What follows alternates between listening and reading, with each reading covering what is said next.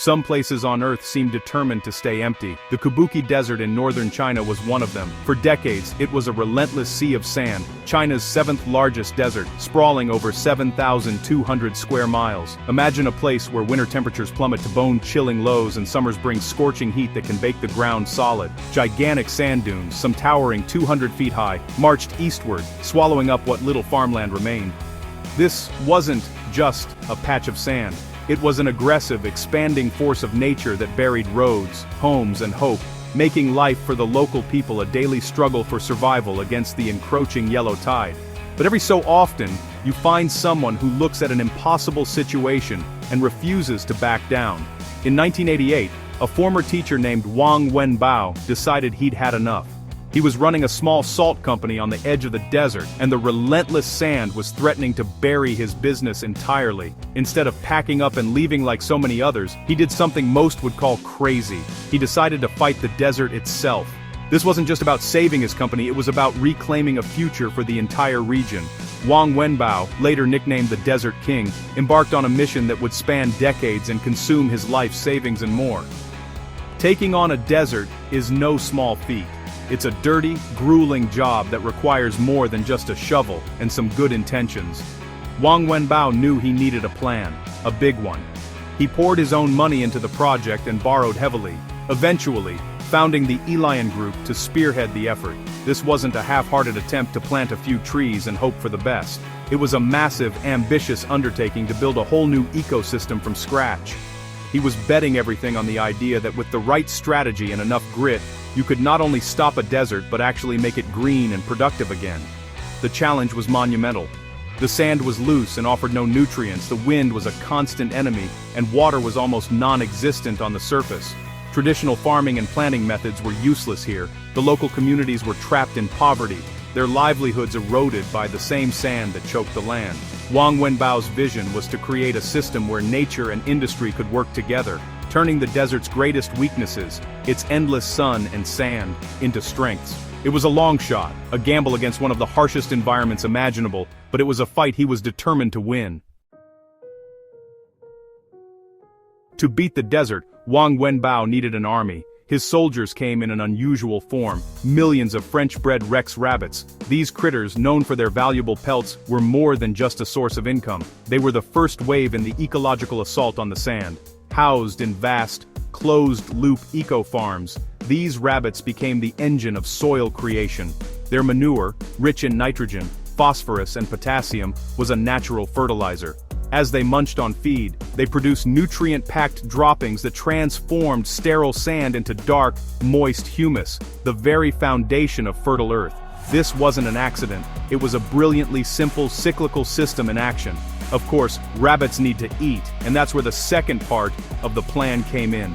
Willow trees. Over 300 million of them were planted across the shifting dunes. Willows are incredibly resilient. Their roots can dig deep, sometimes over 300 feet, to find underground water sources, anchoring the sand and preventing it from blowing away. The trees provided food and crucial shade for the rabbits, creating a self-sustaining loop. The trees fed the rabbits, and the rabbits, through their waste, fertilized the soil that nourished the trees.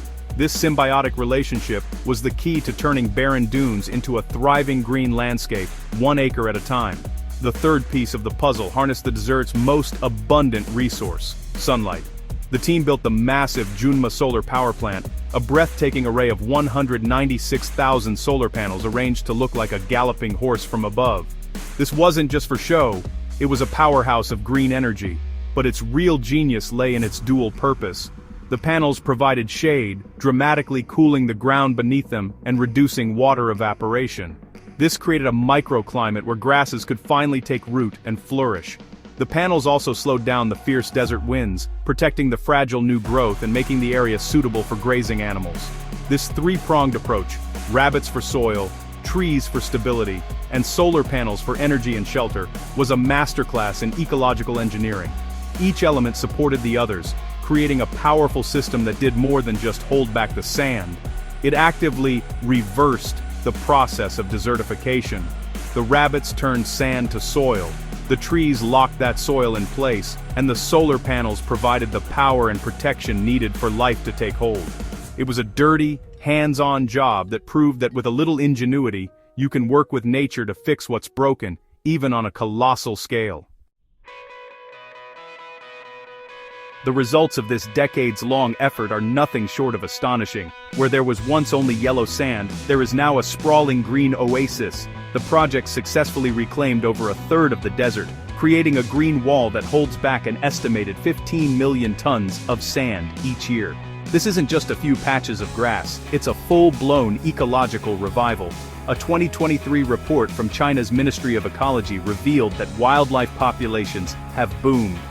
The numbers of wild deer, desert foxes and various migratory birds have quadrupled since the 1990s. The desert, once a silent, empty expanse, is now filled with the sounds of life. The transformation didn't just benefit the animals, it fundamentally changed the lives of the local people. For generations, they had been locked in a cycle of poverty, driven by the harsh, unproductive land. Wang Wenbao's model created a new economy right in the middle of the desert. The Rex rabbits alone generated millions of dollars, lifting over 10,000 families out of poverty. People who once struggled to survive became farmers, herders, and workers in the new green industries. The project demonstrated that restoring the environment and boosting the economy aren't mutually exclusive. They can, and should, go hand in hand. Even the land itself began to heal. The deep-rooted willow trees and the return of ground cover had a profound effect on the water table. After years of depletion, groundwater levels have started to rise, climbing an average of 5 to 6 feet in the last 20 years. The new vegetation helps capture and retain rainfall, replenishing the underground aquifers that are vital for sustaining the entire ecosystem. This restored water cycle is perhaps the most significant sign of a true, lasting recovery. The desert isn't just covered in green, it's becoming fundamentally healthier from the ground up. From 2010 to 2020 alone, the ecological economy generated in Kubuqi was valued at over $10 billion. This includes everything from the sale of rabbit fur and organic produce to tourism and clean energy production. The project created a blueprint for sustainable development in one of the world's toughest environments. It turned a liability into an asset, proving that with long-term vision and a willingness to get your hands dirty, it's possible to build a prosperous future where people and nature can both thrive, even in a place that everyone else had given up on. The incredible success story of the Kubuqi Desert has not gone unnoticed. In 2011, the United Nations officially recognized the project as a global model for combating desertification, holding it up as an example for the rest of the world. By 2019, it was designated as a global land restoration demonstration center. Countries facing similar struggles with expanding deserts are now looking to Kubuqi for answers. Delegations from Africa, the Middle East, and even parts of Europe have visited to study the methods used to turn sand into soil, hoping to replicate the success in their own backyards. Spain, for instance, is taking these lessons to heart. The Andalusia region in southern Spain is facing severe desertification, with fertile land turning to dust at an alarming rate.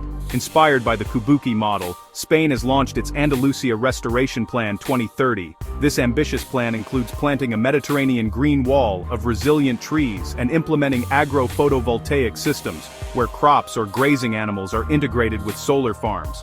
It's a direct application of the principles pioneered by Wang Wenbao, adapted to a different continent, but with the same fundamental goal, to reclaim the land and secure a sustainable future. However, it's important to look at the whole picture. Some critics and environmental scientists argue that the story might be a bit more complex. They suggest that the role of the rabbits might be overstated, and that the project's success is more about massive government investment and the advanced technology deployed by the Lion Group. There are also valid concerns about the long-term ecological impact.